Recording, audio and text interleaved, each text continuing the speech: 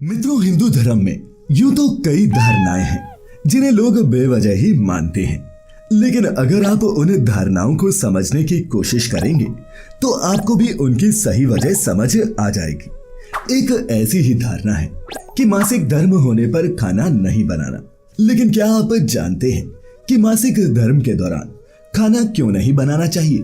अगर नहीं जानते तो आज यही जानने की कोशिश करेंगे आज की इस वीडियो में।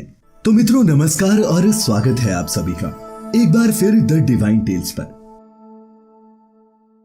मासिक धर्म के दौरान खाना क्यों नहीं बनाना चाहिए, इस प्रश्न का उत्तर जानने से पहले ये जान लेते हैं कि इससे जुड़े नियम बनाए किसने थे। हिंदू धर्म ग्रंथों के अनुसार मासिक धर्म से जुड़े नियम भगवान शिव ने माता पार्वती के कहने पर बनाए थे।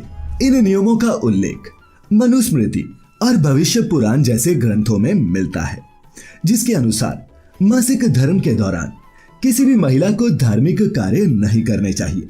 साथ ही महिला को न तो रसोई में जाना चाहिए और न ही खाना बनाना चाहिए। इसके अलावा मासिक धर्म के दौरान महिला को अपने पति और बच्चों से भी दूरी बनाकर रखनी चाहिए और अगर हो सके तो महिला को अलग कमरे में रहना चाहिए। भविष्य पुराण में कहा गया है कि मासिक धर्म होने पर महिला को अपने गुरु बड़े बुजुर्गों से भी दूर रहना चाहिए और उनके चरण स्पर्श नहीं करने चाहिए। इसके अलावा अगर बात करें भागवत पुराण की तो उसमें मासिक धर्म को एक तरह का पाप ही बताया गया है। भागवत पुराण में उल्लेखित एक कथा के अनुसार एक बार देवराज इंद्र अपनी सभा में बैठे थे, तभी वहां गुरु बृहस्पति आए। देवराज इंद्र को इतना अहंकार था कि वो देवगुरु बृहस्पति के सम्मान में खड़े तक नहीं हुए, जिससे नाराज होकर बृहस्पति वहां से लौट गए। देवगुरु के चले जाने के बाद देवताओं ने विश्वरूप को अपना पुरोहित बना लिया, लेकिन विश्वरूप चोरी छिपे देवताओं के अलावा असुरों के भी यज्ञ करता। जब ये बात इंद्रदेव को पता चली तो वो क्रोधित हो गए। देवराज इंद्र को इतना क्रोध आया कि उन्होंने बिना कुछ सोचे समझे विश्वरूप का सिर काट दिया। मित्रों, जैसा कि आप जानते हैं कि हिंदू धर्म में गुरु की हत्या को सबसे बड़ा पाप माना गया है और क्रोधवशी सही देवराज भी इस महापाप के भागी बन चुके थे। इसके बाद ब्रह्म हत्या के पाप से खुद को बचाने के लिए इंद्र ने भगवान विष्णु की कठोर तपस्या की, जिसके बाद देवराज इंद्र के पाप को 4 भागों में बांटा गया और ये 4 भाग पेड़, जल, भूमि और स्त्री में बटे। ऐसा कहा जाता है कि महिलाओं को हर माह होने वाला मासिक धर्म इंद्रदेव के उसी पाप का फल है। खैर, ये तो थी मासिक धर्म और उससे जुड़ी पौराणिक कथा। चलिए अभी ये भी जान लेते हैं कि क्यों मासिक धर्म के दौरान महिलाओं को कई चीजें नहीं करने की सलाह दी जाती, या फिर यूं कहें कि उन्हें कुछ खास तरह के काम करने से रोका जाता है।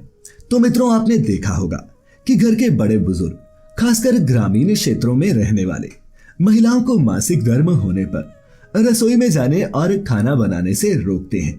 आजकल इस तरह की सोच को रूढ़िवादी मान लिया गया है और इसे महिलाओं पर एक तरह का अत्याचार बताया जाता है।